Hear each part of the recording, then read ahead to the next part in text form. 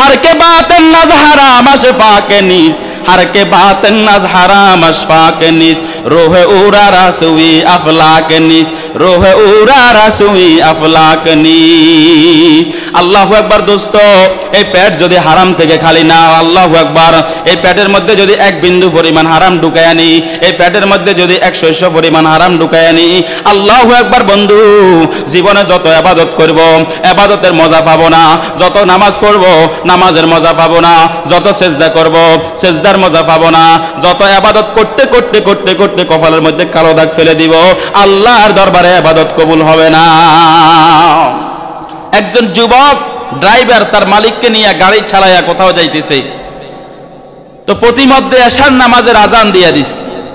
Driver তার মালিককে ডাক দিয়ে বলতেছে, মালিক আমাকে একটু সুযোগ দেন, জামাতের সাথে এশার নামাজটা আমি পড়ে নেই। গাড়ির মালিকও গাড়িতে আছে, ড্রাইভারও গাড়িতে আছে। মসজিদের সামনে মাঠে গাড়ি স্টপ করে রেখে ড্রাইভার চলে গেছে মসজিদে নামাজ পড়ার জন্য। মালিক তাকে বলে দিছে, খবরদার দেরি করিও না, আমাদের মিটিং আছে, তাড়াতাড়ি যেতে হবে, মসজিদে গিয়ে আবার বসে থাকিও না, যত তাড়াতাড়ি সম্ভব চলে আসিও। আমি গাড়িতে বসলাম। নালায়েক নাখানদান দুনিয়ার অল্প কিছু টাকার মালিক গাড়িতে বসে আছে, মসজিদের সামনে আসার পরেও মসজিদে প্রবেশ করে না। ড্রাইভার চলে গেছে মসজিদের ভিতরে, গিয়া এশার নামাজটা জামাতের সাথে পড়ে, এ আল্লাহর বান্দা সুন্নত বিতির সবকিছু শেষ করে নফল নামাজও পড়ছে। পড়ার পরে যাই নামাজে বৈশা চক্ষুগুলা বন্ধ কইরা আল্লাহ পাকের জিকির আরম্ভ করছে। আল্লাহর বান্দা বসিয়ে বসিয়ে আল্লাহ পাকের জিকির আরম্ভ করছে, চক্ষুগুলা বন্ধ করিয়া নিচের দিকে দিয়া আল্লাহু আকবার। মাওলা পাকের যখন জিকির আরম্ভ করছে, লা ইলাহা ইল্লাল্লাহ, লা ইলাহা ইল্লাল্লাহ, লা ইলাহা ইল্লাল্লাহ, লফে জিকিরুল্লাহ কি তাকরার হো, दिल पे हरदम हक का इस्तेहजार हो, दिल पे हरदम हक का इस्तेहजार हो, जिक्र हक आमद गजाई रोहरा, जिक्र हक आमद गजाई रोहरा, मरहुम आमद इदले मजरूहरा। আল্লাহু আকবার। আল্লাহর এই বান্দা যখন জিকিরের মধ্যে নিমগ্ন হয়ে গেছে, বাহিরে তার একজন মালিকের বসায় রাখছে, তার কোনো খবর নাই। আল্লাহু আকবার। মসজিদের ভিতরে বৈশা বৈশা জিকির আরম্ভ করছে, দোয়া দরুদ পড়া আরম্ভ করছে, মাওলার সাথে সম্পর্কের কানেকশন তৈরি করে ফেলছে। কিছুক্ষণ পরে তার মালিক টেম্পার গরম হয়ে গেছে, কই কই ওই ড্রাইভারের নামাজ পড়ার জন্য পাঠাইলাম, আধা ঘন্টা হয়ে গেছে, ড্রাইভারের কোনো খবর নাই। আল্লাহু আকবার। মালিক গাড়ির থেকে বের হইয়া মসজিদের দরজা পর্যন্ত গিয়া মসজিদের দরজা ধরিয়া একটা ঝাঁকা দিয়া ধমক দিয়া ডাক দিয়া বলতেছে, নালায়েক নাখানদান, তোরে পাঠাইলাম নামাজ পড়ার জন্য, মসজিদের ভিতরে গিয়া বসে আছো, মসজিদ থেকে কেন বাহির হও না? কে তোমারে মসজিদের ভিতরে ঢুকাইয়া বাইদা রাখছে? কে তোমারে মসজিদের ভিতরে ধইরা রাখছে? কেন মসজিদ থেকে বের হও না? আল্লাহর বান্দা যুবক ডাক দিয়া বলে, ড্রাইভার ডাক দিয়া বলে, ও মালিক, আমি মসজিদের ভিতরে ঢুকছি, আমারে মসজিদের ভিতরে কে বেঁধে রাখছে জানেননি? বলে, কে বেঁধে রাখছে? বলে, মালিক আপনিও মসজিদের সামনে আসছেন, আমিও মসজিদের সামনে আসছি, আপনিও মসজিদের দরজা পর্যন্ত আসছেন, আমিও মসজিদের দরজা পর্যন্ত আসছি, আপনিও মসজিদের দরজায় হাত লাগাইছেন, আমিও মসজিদের দরজায় হাত লাগাইছি। ও দুনিয়ার মালিক, একটা কদম জুতাগুলা খুলিয়া একটা কদম যদি সামনে বাড়ান, আল্লাহর ঘর মসজিদ, মসজিদের ভিতরে আপনি প্রবেশ করতে পারবেন। কিন্তু না না, ও দুনিয়ার মালিক, আপনারে মসজিদের সামনে পর্যন্ত আনছে আমার যে মাওলা, আমারও মসজিদের সামনে পর্যন্ত আনছে আমার সেই মাওলা। আপনাকে মসজিদের দরজা পর্যন্ত আনিয়া মসজিদের ভিতরে একটা কদম দিয়া ঢুকতে দেয় নাই আমার যে রব, আমারে মসজিদের ভিতরে ঢুকাইয়া মসজিদের ভিতর থেকে বাহির হইতে দেয় না আমার সেই রব। अल्लाह अल्लाह तू मेरे माबूद है, अल्लाह अल्लाह तू मेरे माशूक है। এই জন্য আল্লাহর বান্দারা, কিছু আল্লাহর বান্দা আছে মাহফিল পর্যন্ত আসছে কিন্তু একটা কদম দিয়ে প্যান্ডেলে বসতে পারে না, তাদেরকে তৌফিক দেন না একজন, তিনি কে? আমাদেরকে মাহফিলের ভিতরে বসার সুযোগ দিয়েছেন, এই জন্য আমরা খুশি না বেজার? কথা কয় না? আমরা খুশি না বেজার? আমরা আল্লাহর দরবারে খুশি। আল্লাহ আপনার হাজার হাজার বান্দার মধ্যে থেকে আমারে নিয়ে আসছেন, আমারে নিয়ে আসিয়া প্যান্ডেলের ভিতরে বসাইছেন, দ্বীনের কথাগুলো শোনার তৌফিক দিবেন, আল্লাহ আমলেরও তৌফিক দিয়েন। আল্লাহর দরবারে এইভাবে যদি বান্দা শুকরিয়া আদায় করিয়া করিয়া বলতে পারে, শুকর হায় তেরে খুদায়া মাই তো ইস কাবিল না থা, শুকর হায় তেরে খুদায়া মাই তো ইস কাবিল না থা, तूने अपने घर बुलाया मैं तो इस काबिल न था, तूने अपने घर बुलाया मैं तो इस काबिल न था।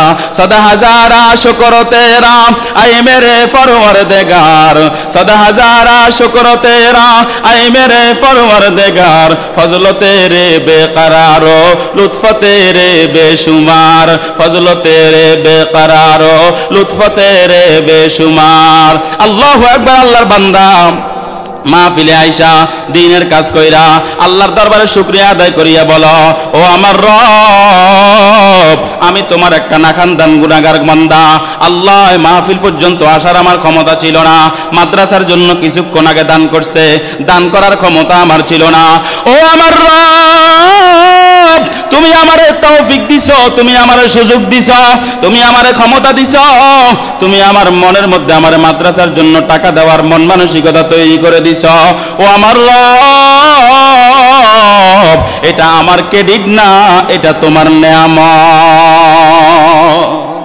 তাহলে শুকরিয়া আদায় করতে হবে কার? এজন্য আমার বাইরে যে ভাইরা দাঁড়ায় আছি, আমরা প্যান্ডেলের ভিতরে আমরা চলে আসি, প্যান্ডেলের ভিতরে মাঝখানে কিছু ফাঁকা জায়গা আছে, পিছনে অনেক ভাইরা দাঁড়ায় আছে, বসতে চাইলেও বসতে পারে না, জায়গা নাই। তো এই যে সামনের জায়গাগুলো আছে, আমরা একটু সামনের জায়গাগুলো বরট করে বসি, তাহলে পিছনের ভাইরা বসতে পারবে। এই সামনের জায়গাগুলো আমরা একটু পুরা করি ভাই, একটু হরকত করলে বরকত হবে ইনশাআল্লাহ। আমরা একটু আমার অন্য ভাইকে বসার একটু সুযোগ করে দিই। এই যে মাঝখানে জায়গাগুলো আছে, এগুলাতে শয়তান এসে বসে যাবে, আমাকে ধোকা দেওয়া শুরু করবে, উঠে যাও উঠে যাও উঠে যাও, এত বয়ান শুনে লাভ কি, ঠান্ডা ফুটতেছে, জায়গা ঘুম যাও, রাত বেশি হয়ে গেছে, ডিস্টার্ব দিবে আমাকে। এই জন্য মাঝখানের পাকা জায়গাগুলো রাখবেন না ভাই, আমরা একটু অপর ভাইকে বসার সুযোগ করে দিই ইনশাআল্লাহ। আমি ভূমিকা আর বেশি লম্বা করব না, দুইটা বিষয়ের প্রতি আমাকে ইঙ্গিত করা হয়েছে। কয়টা বিষয় রে বা? দুইটা বিষয়। একেবারে সংক্ষিপ্ত সময়ে, রাত যেহেতু গভীর হয়ে গেছে, 10:30 বেজে গেছে, বেশি রাত করব না, সংক্ষিপ্ত সময়ে আমি এই দুইটা বিষয়ের উপরে কিছু আলোকপাত করে তারপরে আমি আমার বয়ান শেষ করে মুনাজাত দিয়ে আমরা প্রত্যেকেই একসাথে বাড়িতে যাব ইনশাআল্লাহ। থাকবেন তো ইনশাআল্লাহ, নাকি মাঝে মাঝে উঠা শুরু করবেন? বসবেন তো ইনশাআল্লাহ সবাই?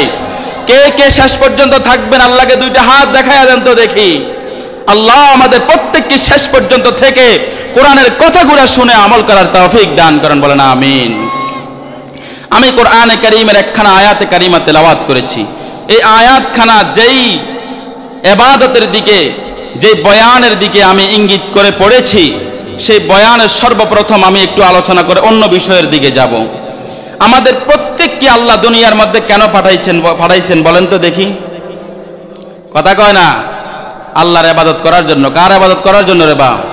ওয়ামা খালাকতুল জিন্না ওয়াল ইনসা ইল্লা লিয়াবুদুন, মা খালাকতুল জিন্না ওয়াল ইনসা বাখা জুজ ইবাদত নিস্তে মাকসুদ আজ জাহা। আল্লাহ আমাদেরকে দুনিয়াতে ইবাদত করার জন্য পাঠাইছে। এখন ইবাদত যে করতেছি, এই ইবাদত কবুল হয় কি হয় না, আমাদের মধ্যে সন্দেহ আছে না নাই? কথা কয় না? কথা কইবেন আমার সাথে মাঝে মধ্যে, না হলে তো বুঝবো যে আপনারা আলোচনা বুঝতেছেন না। ইবাদত কবুল হইতেছে কি হয় না, এটার সন্দেহ আছে না নাই?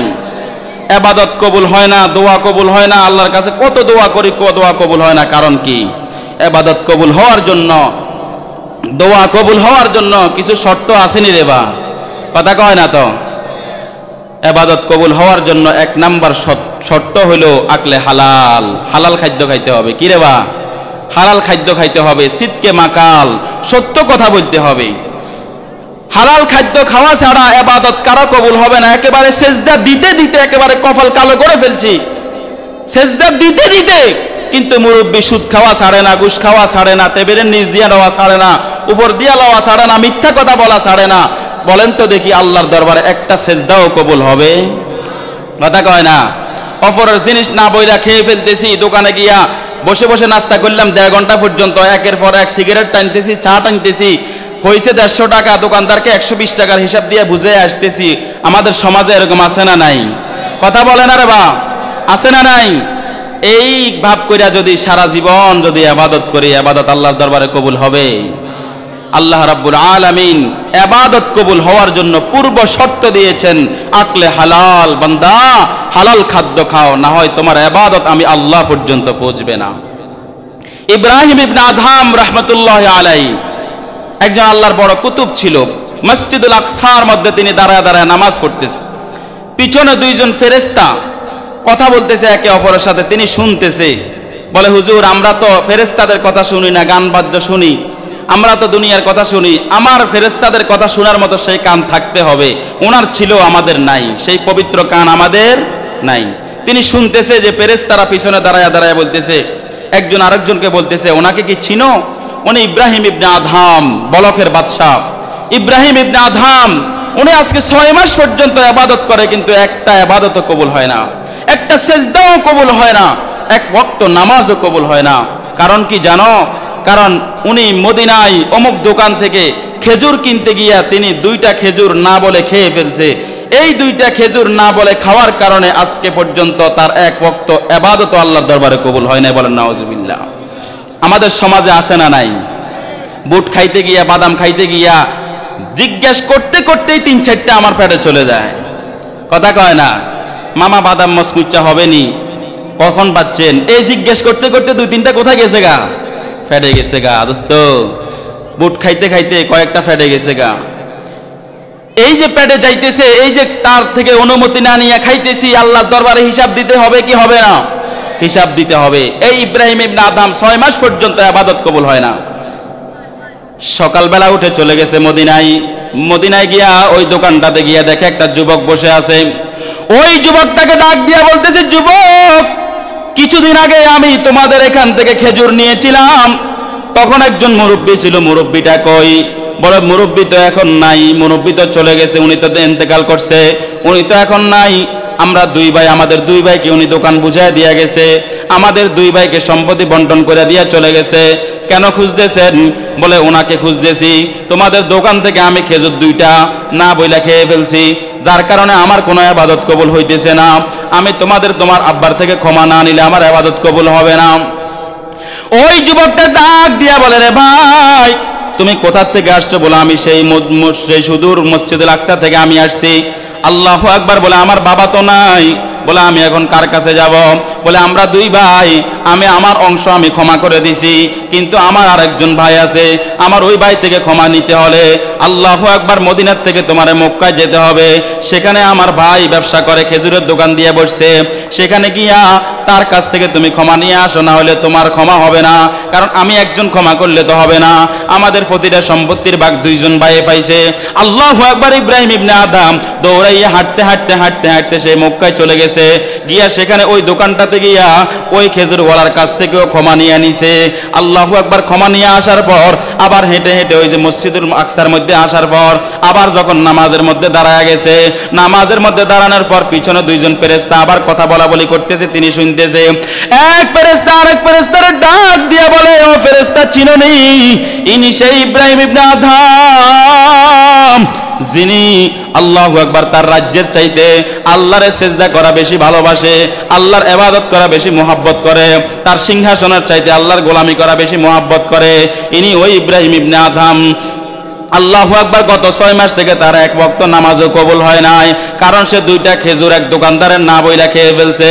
আজকে গিয়া ওই দোকানদার থেকে ক্ষমা নিয়ে আসার পর আল্লাহু আকবার নামাজের মধ্যে যখন দাঁড়াইছে, আমার আল্লাহ তার পিছনের 6 মাসের সব ইবাদত একসাথে কবুল করে নিছে। আল্লাহু আকবার। हर के बातन नजहरा मशफा के नीज, हर के बातन नजहरा मशफा के नीज, रोह उरा रसुई अफला के नीज, रोह उरा रसुई अफला के नीज। আল্লাহু আকবার। দোস্ত, এই পেট যদি হারাম থেকে খালি না, আল্লাহু আকবার, এই পেটের মধ্যে যদি 1 বিন্দু পরিমাণ হারাম ঢুকায় আনি, এই পেটের মধ্যে যদি 100 পরিমাণ হারাম ঢুকায় আনি, আল্লাহু আকবার বন্ধু, জীবনে যত ইবাদত করব ইবাদতের মজা পাবো না, যত নামাজ পড়ব নামাজের মজা পাবো না, যত সেজদা করব সেজদার মজা পাবো না, যত ইবাদত করতে করতে করতে করতে কপালের মধ্যে কালো দাগ ফেলে দিব, আল্লাহর দরবারে ইবাদত কবুল হবে না। আল্লাহ রাব্বুল আলামিন পৃথিবীর সকল মানুষদেরকে ডাক দিয়া বলে, হিন্দু বৌদ্ধ খ্রিস্টান মুসলমান যত মাখলুকাত, আল্লাহু আকবার, আল্লাহর যত মানুষ সৃষ্টি আছে সকল সৃষ্টিদেরকে ডাক দিয়া বলেন, ইয়া আইয়ুহান নাসু কুলু মিম্মা ফিল আরদি হালালান তাইয়্যিবা ওয়া লা তাত্তাবিউ খুতুওয়াতিশ শাইতান ইন্নাহু লাকুম আদুউম মুবিন। আল্লাহু আকবার। আল্লাহ রাব্বুল আলামিন পৃথিবীর সকল মানুষদেরকে ডাক দিয়া বলে, ও পৃথিবীর মানুষেরা, ও আমার আন্ধাকা জগতের অটল বিশ্বাসী আমার বান্দা বান্দিরা, খবরদার খবরদার, ও পৃথিবীর সকল ধর্ম বর্ণের মানুষেরা, আল্লাহু আকবার, যারে আমি মাওলা রূহ দিয়া পৃথিবীর মধ্যে সৃষ্টি করেছি, খবরদার খবরদার, হালাল তোমরা হালাল ছাড়া হারাম খাইও না। তোমরা পৃথিবীর মধ্যে পরিশ্রম করে তোমরা হালাল থেকে ভক্ষণ করো। খবরদার খবরদার, হালাল খাইতে গিয়া কখনো তোমরা শয়তানের ওয়াসওয়াসায় পড়িও না, শয়তানের ওয়াসওয়াসায় পড়িও না। আল্লাহু আকবার। সুদের তোমরা কেউ আল্লাহু আকবার ব্যবসা মনে করিয়া খাইও না, কারণ কোরআনের মধ্যে আল্লাহ যখন সুদের আয়াতটা নাজিল করছে, আল্লাযীনা ইয়াকুলুনার রিবা লা ইয়াকুমুনা ইল্লা কামা ইয়াতাখাব্বাতুহুশ শাইতানু মিনাল মাস যালিকা বিআন্নাহুম ক্বালু ইন্নামাল বাইউ মিথলুর রিবা। আল্লাহু আকবার, আল্লাহু আকবার। আমার আল্লাহ যখন সুদের আয়াতটা যখন নাজিল করে দিয়েছে, ওরে বান্দা খবরদার খবরদার, সুদ খাইও না। সুদ খাইলে কিয়ামতের ময়দানে পাগলের মতো। আল্লাহু আকবার। জিনে জিনে ধরলে একটা মানুষ যেরকম পাগল হয়ে যায়, শয়তানে ধরলে একটা মানুষ যেরকম পাগল হয়ে যায়, এরকম পাগলের মতো কিয়ামতের ময়দানে উঠতে হবে। এই আয়াতটা যখন নাজিল করে দিছে, কিছু কিছু বান্দার দিলের মধ্যে আল্লাহু আকবার শয়তানের ওয়াসওয়াসা দিয়া বুঝাইয়া দিতেছে, কাযালিকা বিআন্নাহুম ক্বালু ইন্নামাল বাইউ মিসলুর রিবা। তাদেরকে বুঝাইয়া দেয়, ও মানুষেরা, তোমরা তোমাদের আল্লাহ তোমাদেরকে কি বুঝাইছে? তোমরা তো বুঝো আল্লাহু আকবার, সুদ এটাও তো ব্যবসার মতো। আল্লাহু আকবার। একজন টাকা দিয়ে পণ্য কিনে এনে ব্যবসা করে, আর আরেকজন টাকা দিয়ে ব্যবসা করে, দুইটাও তো এক হয়ে গেল। তাহলে সমস্যাটা কোথায়? আমার আল্লাহ জানায় দেয়, ও পৃথিবীর মানুষ, খবরদার শয়তানের ওয়াসওয়াসায় পড়িও না। ওয়া হাল্লাল্লাহুল বাইআ ওয়া হাররামার রিবা। আমার আল্লাহ বলে, ও পৃথিবীর মানুষেরা, আমি আল্লাহ সুদকে হারাম করে দিছি আর ব্যবসারে হালাল করছি। খবরদার দুইটারে কখনো এক করতে যাইও না, দুইটারে কখনো এক করতে যাইও না। সুদ হইল হারাম আর ব্যবসা হইল হালাল। ব্যবসা করো হালাল পথে, ব্যবসা করো হালাল পথে, অল্প ব্যবসা করো, বরকত দিয়ে দিব আমি আল্লাহ। ও বান্দা, আজকে রিজিকের জন্য রিজিকের তালাশে গিয়া আজকে আমি কত হারাম পথ অবলম্বন করতেছি, কত হারাম খাবার আমি খাইতেছি, কত হারামের সাথে আমি মিশে যাইতেছি। আল্লাহু আকবার। আল্লাহর হাবিব সাল্লাল্লাহু আলাইহি ওয়াসাল্লাম বলেন, ক্বালা রাসূলুল্লাহ সাল্লাল্লাহু আলাইহি ওয়াসাল্লাম, মান ইশতারা সাওবাম বিআশারি দিরহামিন ওয়া দিরহামু ওয়াহিদুন হারামুন লাম ইয়াকবালিল্লাহু তাআলা লাহু সালাতুহু মা দামা আলাইহি। আল্লাহর হাবিব সাল্লাল্লাহু আলাইহি ওয়াসাল্লাম বলে, আমার কোন উম্মত যদি 10টা টাকা দিয়ে একটা জামা কিনে, ওই 10টা টাকার মধ্যে যদি একটা টাকা হারাম হয়, আল্লাহু আকবার, ওই জামাটা যতদিন পর্যন্ত, যতক্ষণ পর্যন্ত তার শরীরে থাকবে, ততক্ষণ পর্যন্ত, ততদিন পর্যন্ত এক ওয়াক্ত নামাজ আল্লাহর দরবারে কবুল হবে না। এক ওয়াক্ত নামাজও আল্লাহর দরবারে কবুল হবে না, একটা ইবাদতও আল্লাহর দরবারে কবুল হবে না। কারণ আল্লাহর হাবিব বলেন, ক্বালা রাসূলুল্লাহ সাল্লাল্লাহু আলাইহি ওয়াসাল্লাম, লা ইয়াদখুলুল জান্নাতু জাসাদুন গুযিয়া বিল হারাম।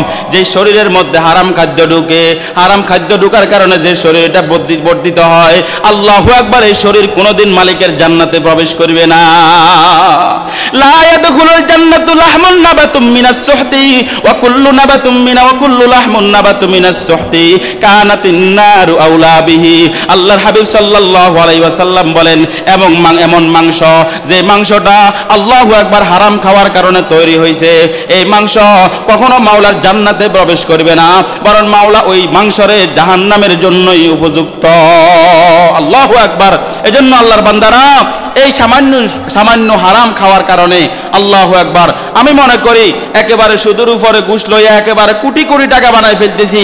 কিন্তু দোস্ত, দেখবেন যে ব্যক্তি এই অবৈধ পথে কোটি কোটি টাকার মালিক হয়েছে, দেখবেন একদিন হঠাৎ করে ঘুরে পড়ে গেছে, ডাক্তারের কাছে গেছে, ডাক্তার সাহেব বলতেছে আপনার তো ডায়াবেটিস এত হয়ে গেছে, আপনার তো এই সমস্যা ওই সমস্যা, খবরদার আজকে থেকে ইলিশ মাছ খাইয়েন না, ডিম খাইয়েন না, দুধ খাইয়েন না, গরুর গোশত খাইয়েন না, দেশি মোরগ খাইয়েন না, কি খামো শুধুমাত্র নিরামিষ ডাল আর শাক সবজি এগুলা ছাড়া আর ভালো কিছু খাইয়েন না। কথা কোন ঠিক না বেঠিক? তো এত টাকা পয়সা কামাই লাভ কি যদি আমি আমার এই টাকা দিয়ে যদি আমি ভালো খাদ্য খাইতে না পারি? পৃথিবীর মধ্যে এরকম হাজার হাজার কোটি কোটি মানুষ আছে যারা কোটি কোটি টাকা আছে, ইচ্ছা করলে প্রতিদিন গরুর গোশত দিয়ে ভাত খাইতে পারে, কিন্তু মাসের ভিতরে একদিন মন চাইলেও গরুর গোশত খাইতে পারে না। আছে না নাই? তো লাভ কি রে বা?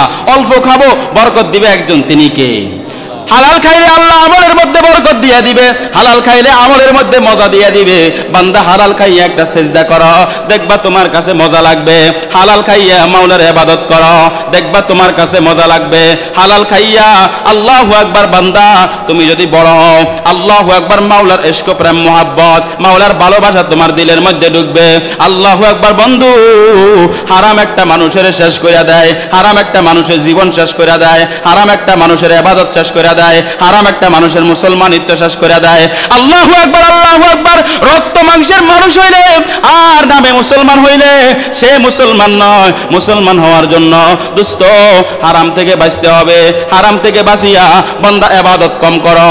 আখলিস দীনাকা ইয়াকফিকাল আমালুল কলিল। ইবাদত কম করো কিন্তু হারাম থেকে বাঁচো, হালাল খাও। আমার মাওলা তোমারে অল্প ইবাদত দিয়া তোমারে মাওলার জান্নাত পর্যন্ত পৌঁছায়া দিবি। এজন্য আল্লাহর বান্দা হাজার হাজার ইতিহাস আছে, অল্প কামাইছে, আল্লাহু আকবার, অল্প কামাইছে, অল্প খাইছে, হালাল খাইছে, আল্লাহ ইবাদতের স্প্রিয়াটা দিলের মধ্যে তৈরি করে দিছে। অল্প কামাইছে, অল্প খাইছে, কিন্তু বড় আল্লাহর ওয়ালা হয়ে গেছে, বড় আল্লাহর ওয়ালা হয়ে গেছে। এজন্য সারা জীবন আল্লাহর কাছে দোয়া করি, আল্লাহু আকবার, দোয়া কবুল হয় না। আল্লাহর হাবিবের কাছে একজন সাহাবী সাদ ইবনে আবি ওয়াক্কাস রাদিয়াল্লাহু তাআলা আনহু আল্লাহর হাবিবের কাছে গিয়া বলে, ইয়া রাসূলুল্লাহ, ইয়া হাবিবাল্লাহ, নবী গো আপনি আমাকে একটা পন্থা বাতায়া দেন। ইয়া রাসূলুল্লাহ, আল্লাহর কাছে আপনি দোয়া করিয়া দেন, আল্লাহ যেন আমারে মুস্তাজাবুদ দাওয়াত বানায়া দেয়, অর্থাৎ আমি যেন দোয়া করলে যেন আল্লাহ কবুল করে। আল্লাহর হাবিব বলে, রে সাদ, হারাম থেকে বাঁচো, হালাল খাও, তাহলেই তোমার দোয়া কবুল হয়ে যাবে। একজন ব্যক্তি মদিনার চত্বরে নামাজ পড়তে পড়তে পড়তে পড়তে আল্লাহু আকবার মাওলার কাছে দোয়া করতে করতে করতে করতে কান্নাকাটি করিয়া করিয়া বুক বাসায় ফেলা, কিন্তু তার কোনো দোয়া কবুল হয় না।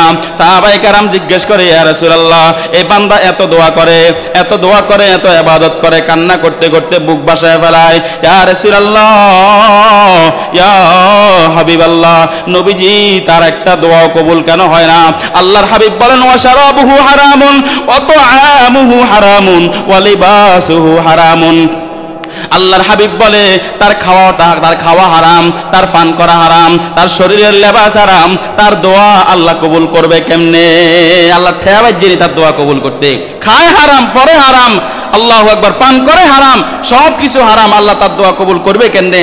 যতই কান্নাকাটি করে বুক বাসায় ফেলক না কেন, তার দোয়া কবুল হবে না। আমাদের প্রত্যেকের রিজিকের মালিক কে রে বা? সবাই বলে না, রিজিকের মালিক কে? বিশ্বাস আসেনি আমাদের? আমাদেরকে খাওয়ান কে, ফরান কে? সব কিছু যদি আল্লাহ দেয়, আল্লাহর উপরে তাওয়াক্কুল যদি আমার থাকে, তাহলে হারামের পথে কেন যাই? হারাম কেন ভক্ষণ করি? হারাম দিয়ে কেন নিজের শরীরটা সাজাই? হারাম দিয়ে কেন নিজের পেটটা পুরাই? দোস্ত কেমনে বুঝাইলে বুঝবেন, কেমনে বললে বুঝবেন? এই হারাম খাওয়ার কারণে এত দোয়া করি, এত ইবাদত করি, একটা ইবাদত আল্লাহর দরবারে কবুল হয় না। আল্লাহ বলেন, পৃথিবীর মধ্যে আমি কোনো মানুষ তো রিজিক ছাড়া সৃষ্টি করি নাই, কোনো জন্তু জানোয়ার, কোনো হায়াওয়ান, কোনো মাখলুকাত আমি রিজিক ছাড়া সৃষ্টি করি নাই। সকলের রিজিকের জামিনদাতা আমি আল্লাহ। ওয়া মা মিন দাব্বাতিন ফিল আরদি ইল্লা আলাল্লাহি রিজকুহা ওয়া ইয়ালামু মুস্তাকাররাহা ওয়া মুস্তাওদাআহা। আল্লাহু আকবার। আল্লাহ রাব্বুল আলামিন কোরআনে কারীমের মধ্যে জানাইয়া দেয়, ও পৃথিবীর মানুষেরা, রিজিকের পিছনে দৌড়ায়া দৌড়ায়া নিজের ঈমান আমল শেষ করতেছো, রিজিকের পিছনে দৌড়ায়া দৌড়ায়া আল্লাহু আকবার নিজের সব শেষ করতেছো হারাম খায়া খায়া। তোমরা রিজিকের টেনশন কেন করো? পৃথিবীর মধ্যে এমন কোন জন্তু জানোয়ার, এমন কোন মাখলুকাত আমি সৃষ্টি করি নাই যার রিজিকের জিম্মেদারি আমি নেই নাই। ও বান্দা, তোর কাছে তো আমি রিজিক চাই না, তোর চাই তুই শুধু আমার ইবাদত কর, তোর রিজিকের ব্যবস্থা আমি করব। আল্লাহর হাবিবকে আল্লাহ আদেশ দিয়া বলেন, ও নবী, ওয়া'মুর আহলাকা বিস-সালাতি ওয়াসতাবির আলাইহা লা নাসআলুকা রিজকা নাহনু নারযুকুক ওয়াল আকিবাতু লিল তাকওয়া। আল্লাহু আকবার। আল্লাহর নবীর আল্লাহ আদেশ দিয়ে বলে, ও নবী আমার, আল্লাহু আকবার, আপনি নামাজ আদায় করেন, আপনার পরিবারকে নামাজ পড়ান, আর আমি মাওলার উপর, আপনি নামাজের উপর অটল থাকেন, আমি মাওলার ইবাদত করেন। নবী, আপনার থেকে আমি রিজিক চাই না, আপনারে আমি রিজিক দেই। আপনার থেকে আমি রিজিক চাই না, আপনার থেকে আমি খাবার চাই না, আপনার কাছে আমি টাকা চাই না, আপনার কাছে আমি টাকা পয়সা ধন দৌলত চাই না। নবী, নাহনু নারযুকুক, আমি তো আপনার রিজিক দেই, আমিও তো আপনার রিজিকের জামিনদার। আল্লাহু আকবার। এই আয়াতের তাফসীর করতে গিয়া ইমাম কুরতুবী রহমাতুল্লাহি আলাইহি ছোট্ট একটা ঘটনা তিনি নিয়ে আসছেন। আল্লাহর নবীর দুইজন সাহাবী, হযরত আবু মালিক আল-আশআরী রাদিয়াল্লাহু তাআলা আনহু, হযরত আবু মুসা আল-আশআরী রাদিয়াল্লাহু তাআলা আনহু, আল্লাহু আকবার, সুদূর ওই যে 1600-1700 কিলোমিটার পাড়ি দিয়া মদিনার প্রান্তে রওনা দিয়ে দিছে 60-70 জনের একটা কাফেলা নিয়া মদিনায় এসে নবীজির হাতে হাত রেখে বায়াত হবে, নবীজির সাহাবী হয়ে গেছে। আল্লাহু আকবার। রওনা দিতে দিতে এক পর্যায়ে মদিনার কাছাকাছি যখন পৌঁছে গেছে, তাদের খাবার শেষ হয়ে গেছে, তাদের কাছে পানি নাই, খাবার নাই, কোনো কিছু নাই। আল্লাহু আকবার। আবু মুসা আল-আশআরী, আবু মালিক আল-আশআরী রাদিয়াল্লাহু তাআলা আনহু দুইজন বৈশা পরামর্শ করা আরম্ভ করলো, কি করা যায়। পরামর্শ শেষে সিদ্ধান্ত হয়ে গেল, একটা চিঠি লেখো, একটা দরখাস্ত লেখো, একজন সাহাবীকে পাঠাইয়া নবীজির দরবারে পৌঁছায়া দাও, আর ডাক দিয়া বলো, নবী আমার, আমরা 60-70 জনের একটা কাফেলা আপনার সাহাবী আপনার কাছে আসতেছে। নবীজি, আমরা মদিনার প্রান্তে যখন চলে আসছি, ইয়া রাসূলুল্লাহ, আমাদের খাবার শেষ হয়ে গেছে, পানি শেষ হয়ে গেছে, নবীজি আপনি আমাদের জন্য খাবার প্রেরণ করেন, এরকম একটা দরখাস্ত লেখা দিছে। আল্লাহু আকবার। দোস্ত, এই দরখাস্ত লেখে একজন সাহাবীরে পাঠাইয়া দিছে। ও সাহাবী, যাও যাও, নবীজির কাছে গিয়া দাও, আর বলো, নবী আমাদের জন্য আপনি খাবার প্রেরণ করে দেন। আল্লাহু আকবার। ওই সাহাবী যখন মদিনায় চলে আসছে, মদিনায় আসার পর আমার নবীজির কামরার কাছে যখন চলে আসছে, নবীজির কামরার ভিতর থেকে তেলাওয়াতের আওয়াজ ভেসে আসছে, ওয়ামা মিন দাব্বাতিন ফিল আরদি ইল্লা আলাল্লাহি রিজকুহা ওয়া ইয়ালামু মুস্তাকাররাহা ওয়া মুস্তাওদাআহা। এই আয়াতটা যখন সাহাবীর কানে চলে গেছে, সাহাবীর কানে যখন এই আওয়াজটা চলে গেছে, আল্লাহু আকবার, সাহাবী অর্থ বুঝতে আর বাকি নাই। আল্লাহর হাবিব তেলাওয়াত করে, পৃথিবীর মধ্যে এমন কোন প্রাণী নাই, এমন কোন জন্তু জানোয়ার নাই যার রিজিকের জিম্মাদারি আমার আল্লাহ নেই নাই, যার রিজিকের দায়িত্ব আমার আল্লাহ নেই নাই। সাহাবীর কানে যখন এই আয়াতটা চলে গেল, সাহাবী একটা মুহূর্ত না দাঁড়াইয়া আমার নবীর সাথে দেখা না করিয়া চলে গেছে ওই যে কাফেলার মধ্যে। কাফেলার মধ্যে গিয়া কাফেলাবাসীকে ডাক দিয়া বলে, ও কাফেলার লোকেরা, খাবারের জন্য টেনশন করিও না, সময় যখন হবে তোমাদের খাবার তোমাদের কাছে পৌঁছে যাবে। আল্লাহু আকবার। কাফেলার লোকেরা মনে করছে, মনে হয় জানো মুহাম্মাদের কাছে আল্লাহু আকবার চিঠি পৌঁছে গেছে, আল্লাহর হাবিব মনে হয় খাবার পৌঁছায় দিবে। আসলে তো না, ওই সাহাবী আল্লাহর নবীর দরবারে কোনো চিঠি দেয় নাই, আল্লাহর নবীর দরবারে কোনো দরখাস্ত জমা দেয় নাই। ওই সাহাবীর মনে মনে আমার আল্লাহর উপর ভরসা, লাউ আন্নাকুম তাতাওয়াক্কালুনা আলাল্লাহি হাক্কা তাওয়াক্কুলিহি, তার দিলের মধ্যে আমার মাওলার প্রতি ভরসা রাখার মতো ভরসা আছে। আল্লাহু আকবার। তার বিশ্বাস আছে, আমার মাওলা যেহেতু বলছে, আমার মাওলা অবশ্যই আমার রিজিকের জিম্মাদারি নিয়েছেন, আমার মাওলা আমাদেরকে না খাওয়ায় রাখবেন না। আল্লাহু আকবার। কাফেলার লোকেরা অপেক্ষমান আছে, কখন জানি আল্লাহর হাবিব খাবার পৌঁছায়া দিবে। আল্লাহু আকবার। দোস্ত, কিতাবের মধ্যে রেখে সন্ধ্যা যখন গড়ে গেছে, সন্ধ্যা যখন হয়ে গেছে, সাহাবায়ে কেরাম ক্ষুধার্ত অবস্থায় বসে আছে। এমত সময় দেখে দুইজন ব্যক্তি বড় বড় দুইটা বর্তনে কইরা গোশত আর রুটি নিয়ে ওই কাফেলার মধ্যে হাজির হয়ে গেছে। গিয়া ডাক দিয়া বলে, ও কাফেরের লোকেরা, তোমরা নাকি খাবারের অপেক্ষায় আছো, এই যে নাও তোমাদের খাবার নিয়ে আসছি, তোমরা খাবারগুলা খাও, তোমরা খাবারগুলা খাইয়া তোমাদের পেটটা পুরাও। আল্লাহু আকবার। কাফেলার লোকেরা ওই খাবারগুলা নিয়ে ভালো করে পেট পুরে খাওয়ার পর আরো কতগুলা খাবার বেঁচে গেছে, আবার পরামর্শ কইরা এই খাবারগুলো আমার নবীজির দরবারে পৌঁছায়া দিছে। ও সাহাবী, যাও যাও, আমার নবীজির দরবারে গিয়ে এই খাবারগুলো পৌঁছায়া দিয়ে আসো, এগুলো আমরা রেখে দিলে হয়তো নষ্ট হয়ে যাবে, কিছুক্ষণের মধ্যে তো আমরা মদিনায় পৌঁছে যাব, সেখানে গেলে আমাদের খাবারের বন্দোবস্ত হবে। ও সাহাবী, যাও, আমার নবীর কাছে খাবারগুলো পৌঁছায়া দিয়ে আসো। আল্লাহু আকবার দোস্ত। ওই সাহাবী যখন আমার নবীর দরবারে খাবারগুলা নিয়ে গেলে, ইয়া রাসূলুল্লাহ, ইয়া হাবিবাল্লাহ, আপনি আমাদের জন্য যে খাবারগুলা পাঠাইছেন নবীজি, আমরা পেট পুরে খাওয়ার পর আরো কতগুলা খাবার বাকি রয়ে গেছে, ইয়া রাসূলুল্লাহ, এই খাবারগুলা আপনি অন্যান্য গরিবদেরকে দিয়ে দেন। আমার নবী বলে, ও সাহাবী, আমি তো কোনো খাবার পাঠাই নাই, আমি তো কোনো রিজিক পাঠাই নাই, কোত্থেকে তোমাদের কাছে খাবার গেল? বলে, ইয়া রাসূলুল্লাহ, এইভাবে ঘটনা, একজন সাহাবীকে আপনার কাছে দরখাস্ত নিয়ে প্রেরণ করা হয়েছে, আমরা তো মনে করছি আপনার কাছে দরখাস্ত পৌঁছে গেছে, আপনি আমাদের জন্য খাবার পৌঁছায়া দিছেন। আল্লাহর হাবিব ডাক দিয়া বলে, ডাকো ডাকো, ওই সাহাবীকে আমার কাছে নিয়ে আসো। ওই সাহাবীকে যখন হাজির করা হলো, আল্লাহর হাবিব জিজ্ঞেস করে, ও সাহাবী, ঘটনা কি? এই খাবারগুলা কোত্থেকে আসছে?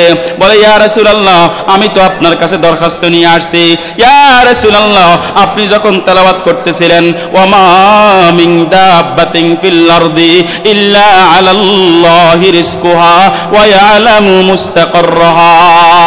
আল্লাহু আকবার। আপনি যখন তেলাওয়াত করতেছিলেন, পৃথিবীর মধ্যে এমন কোন জন্তু জানোয়ার নাই, পৃথিবীর মধ্যে এমন কোন প্রাণী নাই যার খাবারের, যার রিজিকের জিম্মাদারি আমার আল্লাহ নেয় নাই।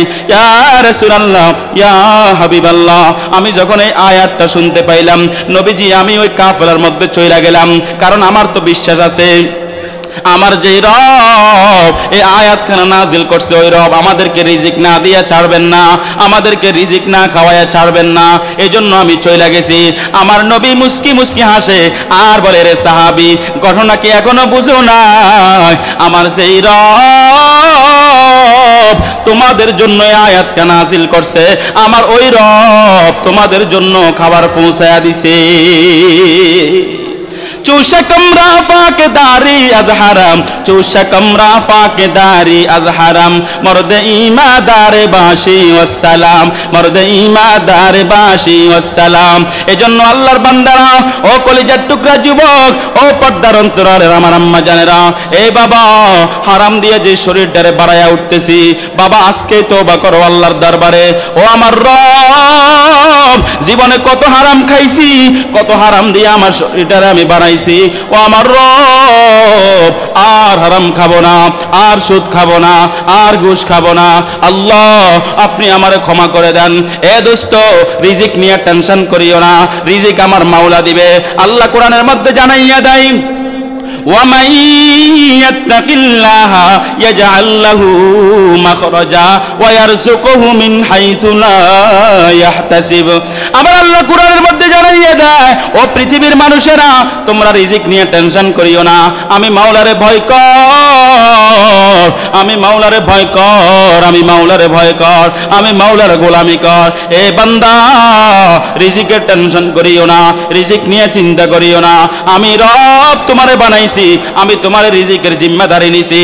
এমন জায়গা থেকে আমি আল্লাহ তোমার জন্য রিজিক পৌঁছায় দিব যেখান থেকে কোনোদিন তুমি চিন্তাও করো না।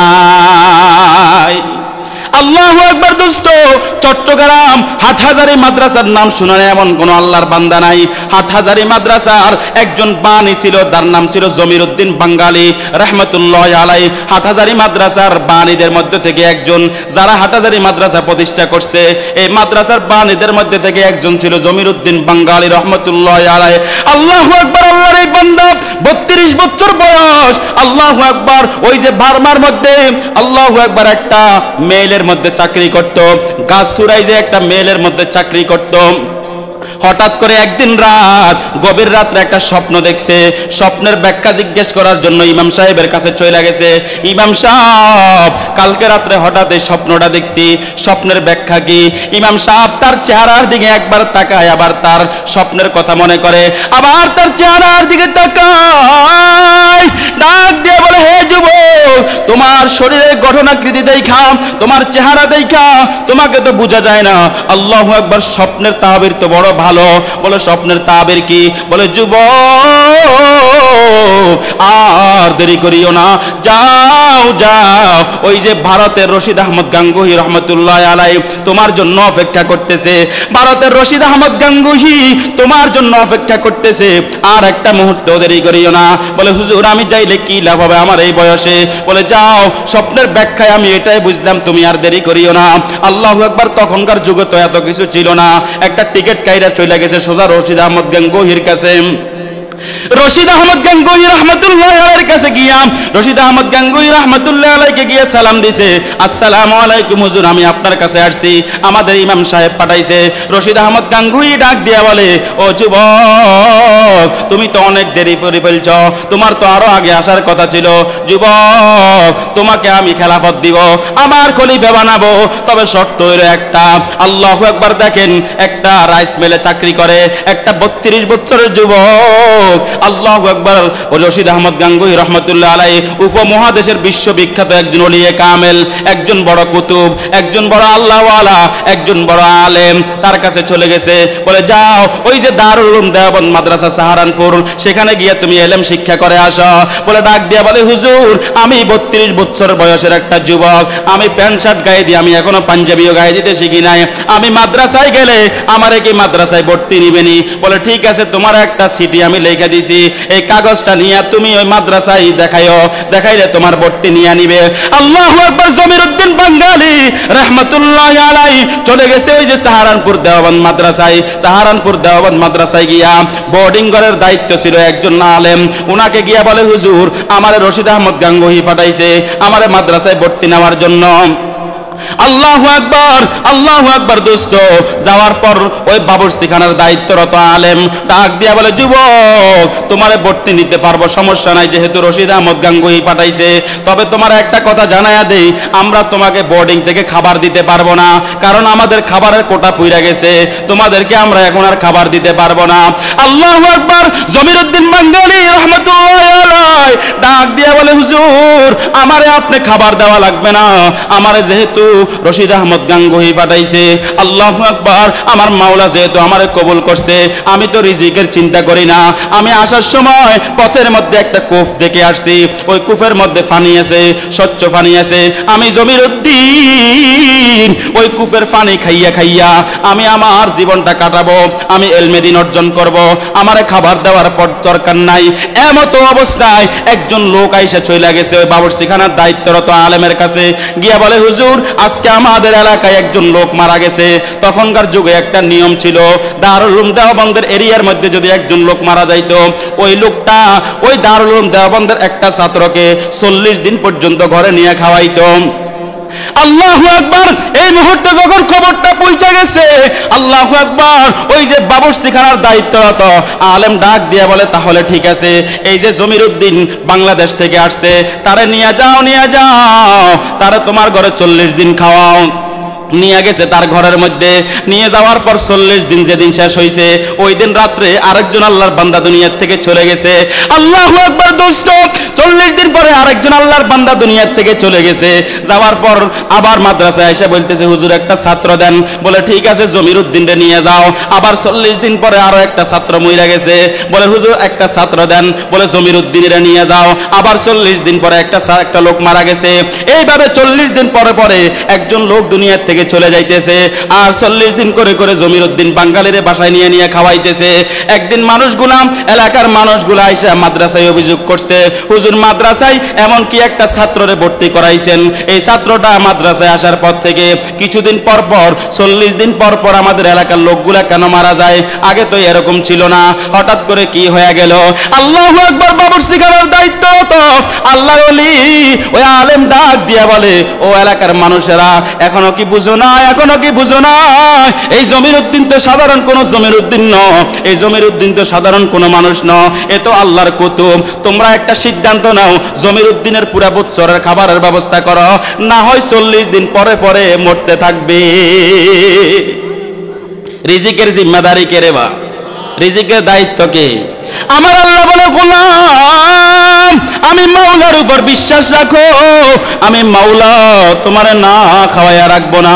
বান্দা কিতাবের মধ্যে লেখে জমিরউদ্দিন বাঙালি রহমতুল্লাহ আলাইহি হাট ওই যে মাদ্রাসায় দারুল উলুম দেওবন্দে ওনার জন্য আল্লাহু আকবার পুরা বছরের খাবার যখন বন্দোবস্ত হয়ে গেছে 3 বছর পর্যন্ত দারুল উলুম দেওবন্দের এলাকায় একটা লোক মারা যায় না। আল্লাহু আকবার। রিজিকের জিম্মাদারি কে রে বাপ? হারাম খাওয়া যাবে না। হে দোস্ত, রিজিকের জিম্মাদারি যেহেতু আমার আল্লাহ, কোটি কোটি টাকা দিয়ে কি হবে? এরে দোস্ত, একটা সাধারণ জীবন চলতে কয় টাকা লাগে? একটা সাধারণ জীবন চালাইতে কত কোটি টাকা লাগে? কত কোটি টাকা হইলে আমার জীবনটা চলে? হে দোস্ত, অবৈধ টাকা, মানুষের রক্ত চোষা টাকা, সুদের উপর ঘুষ নিয়া আল্লাহু আকবার কোটি কোটি কোটি কোটি টাকার বাড়ি বানাইলাম, কোটি কোটি টাকার সম্পদ গড়লাম, কোটি কোটি টাকার বিজনেস গড়লাম। আল্লাহু আকবার। যেদিন নিঃশ্বাসটা বন্ধ হয়ে যাবে বলেন তো 3 টুকরা সাদা কাপড় ছাড়া আর কতগুলা টাকা আমার সাথে কবরে যাবে? এজন্য আল্লাহর বান্দা দোস্ত হারাম থেকে বেঁচে চলতে হবে। আল্লাহ রাব্বুল আলামিন সর্বপ্রথম পৃথিবীর সকল মানুষদেরকে লক্ষ্য করে বলে, ও পৃথিবীর সকল মানুষেরা খবরদার হারাম খায়ও না। এরপরে যারা ঈমান নিয়ে আসছে এদেরকে লক্ষ্য করে বলেন, ইয়া আইয়ুহাল্লাযীনা আমানু কুলু মিন তাইয়্যিবাতি মা রাযাকনাকুম ওয়াশকুরু লিল্লাহি ইন কুনতুম ইয়াহু তা'বুদুন। ও পৃথিবীর যারা আমার উপরে ঈমান আনছ, ও আমার বান্দা বান্দিরা যারা আমি আল্লাহর উপরে ঈমান আনছ, খবরদার কখনো হারাম খায়ও না, হালাল থেকে খাও, হালাল উপার্জন করো। একটা মানুষের জন্য হালাল উপার্জন করা ফরজ। আল্লাহর হাবিব হাদিসের মধ্যে বলেন, ক্বালা রাসূলুল্লাহ সাল্লাল্লাহু আলাইহি ওয়াসাল্লাম তালাবু কাসবিল হালালি ফারিজাতুম বাদাল ফারিজা। একটা মানুষের উপর ফরজ নামাজ যেরকম ফরজ, ফরজ নামাজ শেষ হওয়ার পর হালাল রিজিক অন্বেষণ করাও তার উপর ফরজ। এজন্য বাপ হারাম খাবো না, হারাম খাইয়া এই শরীরটা বানাইছি। একটা দোয়া আল্লাহর দরবারে কবুল হয় না, একটা দোয়া আল্লাহর দরবারে কবুল হবে না, একটা ইবাদত আল্লাহর দরবারে কবুল হবে না। এত কষ্ট করে নামাজ পড়ি, এত কষ্ট করে জিকির আজকার করি, এত কষ্ট করে এই যে হজ করলাম বাইতুল্লাহ গিয়া, এত টাকা খরচ কইরা শুধুমাত্র কিছু হারামের কারণে আমার জিন্দেগি আনি শেষ হয়ে গেছে। আমার একটা ইবাদত আল্লাহর দরবারে কবুল হয় নাই। বাপ কি লাভ হইলো বলেন? কি ফায়দা হইলো বলেন? এই জিন্দেগির কি দাম বলেন? যে জিন্দেগিটা আমার মাওলার নারাজিগির উপরে বেড়ে ওঠে, এমন জিন্দেগি গড়িয়ে কি লাভ বলেন? যে জিন্দেগিতে আমার মাওলা সন্তুষ্ট না, আমার রব সন্তুষ্ট না, এই জিন্দেগির কি মূল্য বলেন? এই জিন্দেগির কি মূল্য বলেন? এজন্য আমার কলিজার টুকরা বাবারা, আমার কলিজার টুকরা যুবক ভাইয়েরা, হাত ধরে বলি, পায়ে ধরে বলি, বাপ আজকে থেকে হারাম ছেড়ে দেন, আজকে থেকে হারামের পথ ছেড়ে দেন। যা খেয়ে ফেলেছি ফামাং যা আহু, যা খেয়ে ফেলেছি, আল্লাহ কোরআনের মধ্যে বলেন যা অতীতে হয়ে গেছে তা তো হয়েই গেছে, সামনের দিকে তোমরা ভালো হয়ে যাও, সামনের দিকে তোমরা ছেড়ে দাও, সুদ খাওয়া ছেড়ে দাও, ঘুষ খাওয়া ছেড়ে দাও। আমি মাওলা তোমার পিছিলা গুনাহগুলা মাফ করে দিব। বান্দা সামনের দিকে আমি মাওলার ইবাদত করো, হারাম না খাইয়া হালাল খাইয়া অল্প ইবাদত করিবা, আর আমি রব তোমার অল্প ইবাদতে বরকত দিয়া বৃদ্ধি করে দিব। সুবহানাল্লাহ। অল্প কামায় রিকশাওয়ালা দেখবেন দিলের মধ্যে কত তৃপ্তি, রাত্রে রিকশাটা রাইখা ঘরে গিয়া শুইতে দেরি, ঘুমাইতে দেরি নাই। কথা কোন ঠিক না বেটি? আর পয়সাওয়ালা ওই কুলাঙ্গার মানুষের রক্ত চুষা কোটি কোটি টাকা কামাই আছে, বাড়িতে যে পালন খাটের উপরে শুয়ে আছে, দেখবেন অ্যান্টিবায়োটিক খাইয়া শুইছে, তারপরেও একবার এদিক আবার ওইদিক, আবার এদিক আবার ওইদিক, কোনোভাবেই ঘুম আসে না। একবার উঠে, একবার বসে, একবার হেলান দিয়ে শোয়, আবার কোরবালিশ জড়ায় ধরিয়া শোয়, এত সিস্টেম করে ঘুমানোর চেষ্টা করে। একটু ঘুমে আল্লাহর বান্দার চোখে আসে না, কারণ তার মনের ভিতরে সবসময় ঘুরপাক খায়, এত কোটি কোটি টাকা কামাইছি, কখন জানি দুদক আইসা হানা দেয়। কথা কন ঠিক না বেঠি? কখন জানি দুদক আইসা হানা দেয়, কখন জানি ডাকাত আইসা হানা দেয়, কখন জানি চাঁদাবাজ সন্ত্রাস আইসা হানা দেয়, কখন জানি আমার কি হয়। এই টেনশন, এই চিন্তা, অ্যান্টিবায়োটিক খাওয়ার পরেও এই আল্লাহর বান্দার ঘুম হয় না। আর একটা রিক্সাওয়ালা, একটা একেবারে গরিব দিনমজুর, সারাদিন বদলা দেয়, আর রাত্রিবেলা গিয়া কোনো রকমের ডাল ভাত দিয়ে শাক দিয়ে চারটা খাইয়া বিছানার সাথে মাথাটা লাগাইতে দেরি, এই আল্লাহর বান্দার ঘুম আসতে দেরি নাই। কথা কন ঠিক না বেঠিক? এই জন্য আমরা কি অল্প খাইয়া আমরা কি সুন্দর জীবন গড়বো, নাকি বেশি খাইয়া টেনশনের জীবন গড়বো? বলেন তো দেখি। কথা কয় না? আল্লাহকে রাজি করব না আল্লাহকে নারাজি করব, নাকি দোনোটার দিকে আসি? আল্লাহ বি রাজি রাহে, শয়তান বি নারাজ না হোক। আল্লাহও রাজি থাকুক, শয়তানও নারাজ না হোক। মাঝে মধ্যে হালাল খামো, মাঝে মধ্যে হারাম খামো, বেতনের টাকাও খামো, আবার নিচে দেন হেগুলোও খামো। দোস্ত এভাবে করলে কি ইবাদত কবুল হবে? কথা কয় না? এভাবে করলে ইবাদত কবুল হবে? এই জন্য এই হালাল খাইতে হবে, হারাম খাওয়া ছেড়ে দিতে হবে। তাহলে ইনশাআল্লাহ অল্প ইবাদত করব, আল্লাহ আমাদের ইবাদতগুলো কবুল করে নেবেন। আল্লাহ আমাদের প্রত্যেককে হালাল খাওয়ার তৌফিক দান করেন, বলেন আমিন। দ্বিতীয় আরেকটি বিষয় নিয়ে আলোচনা করব, তবে এই বিষয়টি নিয়ে আলোচনা বেশি দীর্ঘায়ু করব না, যেহেতু 11টা বেজে গেছে, 11টার বেশি বাজে। সংক্ষিপ্ত আকারে বলতেছি। এই বিষয়টা বলতেছি এই জন্য যে সামনেই কিছুদিন পরে, আজকে ইংরেজি কয় তারিখ রে বাপ? 7 তারিখ। আজকে মাহফিল 7 তারিখে যে মাহফিল এটা ভুলে গেছে। আজকে ইংরেজি কয় তারিখ? 7 তারিখ। আগামী শুক্রবার, কতই ফেব্রুয়ারি? কথা কয় না, অনেকে কয় না। যুবকেরা বলো, যুবকেরা, বুড়ারা কওয়া দরকার নাই, এদের জন্য এটা নাই। যুবকেরা কও, আগামী শুক্রবার কয় তারিখ? দিব ইনশাআল্লাহ। তাহলে আগামী 14 তারিখ, আগামী শুক্রবারে কয় তারিখ? 14 তারিখ। 14 ফেব্রুয়ারি। কোন দিবস আসেনি রে বা? কথা কয় না। কোন দিবস? কথা কয় না। বিশ্ব বেহায়া দিবস।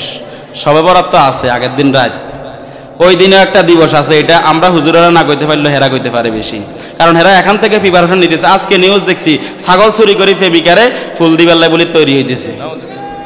দেখবেন আপনারা নিউজ খুলিয়ে, টিভিতে জানি দেখছি, আমার মনে নাই, এই মাত্র আসতে গাড়িতে দেখছি। এখন থেকে প্রিপারেশন নেওয়া হচ্ছে ছাগল চুরি করি, কেউ বাপের পকেট থেকে টাকা চুরি করি, কেউ মায়ের গয়না চুরি করি, কেউ ঘরের ভিতরে আলমিরা ভাঙ্গি, থাল ভাঙ্গি, প্লেট ভাঙ্গি। এখন থেকে রেডি হইতেছে আগামী শুক্রবারে কি দিবে? প্রেমিকারে ফুল দিবে, টাকা গিফট দিবে। আর যুবক যুবতীরা বেহায়াপনা বেলাল্লাফোনার বাজার কায়েম করবে, একে অপরের সাথে ওই দিন রুম ডেট করবে, রিসোর্টে যাবে, হোটেলে যাবে, আর অবাধে অশ্লীলতার সাগরে হাবুডুবু খাবে। এই যে এমন একটা দিন আমাদের সামনে আসতেছে। আমাদের এইখানে আলহামদুলিল্লাহ একটা লোকও নাই যে 14 ফেব্রুয়ারি পালন করবে। আসেনি? কথা কয় না, নাই আলহামদুলিল্লাহ নাই। থাকলেও দুই একটা চুপ করি আছে। এরা আছেও কয় না, নাইও কয় না। এরকম আমরা কোনো পক্ষে নাই, আমরা জুত করি বসে থাকি। কি কয় শুধু শুনি। এখানে একজনও নাই আমার মনে হয়। ভালোবাসা একদিনের জন্য কেন বাপ? ভালোবাসা তো পুরা বছর। ইসলাম আমাকে ভালোবাসা পুরা বছর দিতে শিখায়। ইসলাম আমাকে আমার স্ত্রীর চেহারার দিকে ভালোবেসে তাকাই রে, চুমু দিলে আমার স্ত্রীর মুখে ভালোবেসে এক লোকমা খাবার উঠাইয়া দিলে আমার আমলনামার মধ্যে সৎকার সওয়াব লিখে দেয়। দোস্ত, এক দৃষ্টিতে আমার কবুল হজের সওয়াব, আরেক দৃষ্টিতে আমার জিনার গুনাহ আমার আমলনামার মধ্যে লেখা হয়ে যায়। বলেন নাউজুবিল্লাহ। বলে কোন দৃষ্টিতে কবুল হজের সওয়াব? হাদিসের মধ্যে আছেন, আল্লাহর হাবিব সাল্লাল্লাহু আলাইহি ওয়াসাল্লাম বলেন, মা মিন ওয়ালাদিন বাররিন ইয়ানজুরু ওয়ালিদাইহি নাযারা রাহমাতিন ইল্লা কাতাবাল্লাহু লাহু বিকুল্লি নাজরাতিন হাজ্জাতাম মাবরুদাতান। আল্লাহর হাবিব সাল্লাল্লাহু আলাইহি ওয়াসাল্লাম বলেন, কোন সন্তান যদি আব্বা আম্মার চেহারার দিকে ভালোবাসার দৃষ্টিতে, মুহাব্বতের দৃষ্টিতে একবার যদি তাকায়, একটা কবুল হজের সওয়াব আল্লাহ তার আমলনামার মধ্যে লিখে দেয়। বলেন সুবহানাল্লাহ। আর প্রেমিকার চেহারার দিকে ভালোবাসার দৃষ্টিতে চোখে চোখ রেখে, রানের উপরে মাথা রেখে যদি তার চেহারার দিকে তাকায়, কয়টা কবুল হজের সওয়াব হবে? কথা কয় না, কয়টা কবুল হজের সওয়াব হবে? আমাদের বাংলাদেশের পার্কগুলোতে তো যেগুলো এই যে রানের উপরে মাথা রেখা, চোখে চোখ রেখা, এই যে জঙ্গলে, গাছের আড়ালে, হোটেলে, রিসোর্টে গিয়া যে অশ্লীলতাগুলা করতেছে, এরা একটাও মুসলমান না, সবগুলা খ্রিস্টান। ওরা কথা কয় না, না মুসলমান নাই। কথা কয় না, কয়টা মুসলমান, কয়টা খ্রিস্টান আছে এখানে? অথচ বিশ্ব ভালোবাসা দিবস এটা কোনো মুসলমানদের দিবস নয়। ইতিহাস বলতে গেলে দেরি হয়ে যাবে। এটা খ্রিস্টানদের একটা লুচ্চা ধর্মযাজক থেকে এই দিবসের আবির্ভাব হয়েছে। আর এই দিবসটা আজকে আমরা মুসলমানেরা বেলজ্জার সাথে নির্লজ্জ হইয়া মুসলমানেরা নিজেদের দিবসগুলোকে জলাঞ্জলি দিয়া ইহুদি খ্রিস্টানদের থেকে আমরা দিবস হাওলাত নিতেছি। কথা বলেন ঠিক না বেঠিক? আল্লাহ আমাদেরকে আনন্দ করার জন্য এত সুন্দর সুন্দর দিবস দিয়া দিয়েছেন, আমাদের জন্য এত সুন্দর সুন্দর আনন্দের দুইটা ঈদ দিয়া দিছে, আমাদের জন্য কত দামি দামি দিনগুলা দিয়া দিছে, শবে বরাত, শবে কদর রাত দিয়া দিছে। মুসলমানরা আনন্দ করবে মাওলার ইবাদত কইরা। মুসলমানরা আনন্দের মধ্যে আলাদা একটা মজা আছে। আর আমি মুসলমান নির্লজ্জ বেহায়া, আমার মতো বেহায়া যুবক মুসলমানের ট্যাগ লাগাইয়া ইহুদি খ্রিস্টানদের থেকে আমি তাদের দিবসগুলো আমি হাওলাত দিছি। হাওলাত, কথা কয় না, তাদের থেকে আমি দিবস হাওলাত নিছি। তাদেরকে আমি বুঝাইয়া দিতেছি, ভাই ও খ্রিস্টান ভাই, ও ইহুদি ভাই, হিন্দু ভাই, আমার দিবস আমার কাছে ভালো লাগে না। আমার রাসূল আমার যে দিবস দিছে আমার কাছে মজা লাগে না। আমার রাসূলের আদর্শ আমার কাছে মজা লাগে না। তোমার আদর্শটা দাও, তোমার আদর্শ আমার কাছে মজা লাগে। তোমার আদর্শটা আমি নিব, তোমার আদর্শে আমি আদর্শিত হব, তোমার আদর্শ আমি অনুসরণ করব। আমার নবীর আদর্শ আমার কাছে ভালো লাগে না। নবীজির আদর্শকে বৃদ্ধাঙ্গুলি দেখায় এরকম মুসলমান, নাম কথিত মুসলমান আমাদের দেশে আছে না নাই? কথা কয় না। অথচ ইসলাম কি বলে, এই রে সামনে চলে আসতে হবে, পিছনে আরো কতগুলো ভাই দাঁড়ায় আছে, এই যে সামনে জায়গাগুলা, বাচ্চারা তোমরা আরো সামনে আসো। আল্লাহ, আমরা একটু সামনের দিকে চলে যাই, ফাঁকা জায়গাগুলো, পিছনে কত ভাই দাঁড়ায় আছে, কিছুক্ষণ পরে বিরিয়ানি আছে, তো এখন অনেকে আস্তে আস্তে আসবে এদিকে। আছে না বিরিয়ানি? আছে আছে আছে আছে, কিছুক্ষণ পরে বিরিয়ানির প্যাকেট আছে, দেখবেন এখন আস্তে আস্তে কিছু আছে মাগরিবের পর থেকে ঘুমাইছে, এখন আস্তে আস্তে ওই বিবিরে বলছে যে মুনাজাতের আগাদি প্রধান বক্তা উঠলে আমার জায়গায় দিও, বিরিয়ানির প্যাকেট আছে। নিজেও আসছে, পোলটটারেও লগ করে লই আইছে, আছে না নাই? এখানে একটাও নাই এরকম, আছে না নাই? এই রে, আমরা মুসলমান, বিরিয়ানির মুসলমান হয়ে গেছি, বিরিয়ানিওয়ালা মুসলমান। আল্লাহ, আসেন আস্তে আস্তে সামনের দিকে আসেন, সামনের জায়গাগুলো পুরা করি ভাই, পিছনেওয়ালাদেরকে বসে একরামুল মুসলিমিন করি, পিছনেওয়ালাদেরকে বসতে দেই। তাহলে এই দিবসটা আমাদের মুসলমানদের জন্য করণীয় নাকি, আমাদের মুসলমানদের জন্য করণীয় নাকি খ্রিস্টানদের জন্য করণীয়, বলেন তো দেখি। আর আমরা মুসলমান কেন পালন করি? যুবক ভাই, নিজের ইজ্জত কেন তুমি শেষ করতেছ? আর আমার দেশে আমার যুবতী বোনেরা আজকে নিজেদের ইজ্জতকে, নিজেদের আব্রুকে, নিজেদের সম্মানকে, নিজেদের ইজ্জত আব্রুকে পর পুরুষের সামনে খুলে দিয়া তাকে বুঝিয়ে দিতেছে, আরে আমার এই শরীরটা তো কোনো স্ত্রী না, আমার এই শরীরটা কারো বোন না, আমার এই শরীরটা কারো বোন না, কারো মা না, কারো স্ত্রী না, আমার এটা ভোগের বস্তু, নাও আমাকে ভোগ করো আর জঙ্গলের মধ্যে আমাকে হত্যা করে ফেলে রেখে আসো। আমাদের দেশে এরকম বোন আছে না নাই? কথা বলে না কেন? আপনি 15 ফেব্রুয়ারি পত্রিকা খুলে দেখবেন, অমুক জায়গায় জঙ্গলের ভিতরে এক বোনকে দর্শন করে ফেলে আসছে, তমুক জায়গায় বয়ফ্রেন্ড তাকে কি কয়, গার্লফ্রেন্ডে নিয়ে ওই যে হোটেলে নিয়ে সেখানে 4-5 জন বন্ধু মিলে দর্শন করে, সেখানে তাকে হত্যা করে মেরে রেখে চলে আসছে। দেখবেন 15 তারিখে খবর নিউজ পড়িয়ে নিউজের মধ্যে আসবে। মা, আপনি এত নির্লজ্জ হইলেন কেন? বোন, আপনি এত নির্লজ্জ হইলেন কেন? ইসলাম আমাকে এটা শিক্ষা দেয় না। ইসলামে আমি মুসলমান, আমার একটা ধর্ম আছে, আমার একটা নীতি নৈতিকতা আছে, আমার একটা আদর্শ আছে। আমি কারো ইহুদি খ্রিস্টানদের ধর্মগুলো আমি পালন করব, ইহুদি খ্রিস্টানদের সংস্কৃতি আমি পালন করব। আল্লাহর হাবিব সাল্লাল্লাহু আলাইহি সাল্লাম বলেন, মান তাশাব্বাহা বিকওমিন ফাহুয়া মিনহুম, যে ইহুদি খ্রিস্টানদের অন্য ধর্মের ব্যক্তিদের সংস্কৃতি লালন করবে সে আমার উম্মত নয়। কিয়ামতের ময়দানে সে ওই তাদের সাথে, ইহুদি খ্রিস্টানদের সাথে সে উঠবে সেখানে, বলেন নাউজুবিল্লাহ। আমি আর আপনি কিয়ামতের ময়দানে খ্রিস্টানদের সাথে উঠতে চাই? আমি আর আপনি খ্রিস্টানদের সাথে উঠতে চাই? আমি আর আপনি কিয়ামতের ময়দানে ইহুদিদের সাথে উঠতে চাই? তাহলে আমার বোনেরা, নিজের ইজ্জতের একটা মূল্য আছে।